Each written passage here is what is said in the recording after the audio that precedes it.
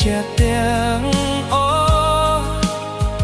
បែរជាคล้ายជាការឈឺចាប់សម្រាប់បងស្ទាយមិនមែនស្ទាយអូនទេបងស្ទាយផ្ទៃស្រឡាញ់ដែលផ្ទាល់លយអូនស្ទាយភាពស្មោះត្រង់ដែលបងរក្សាជានិច្ចតែអូនបែរជាក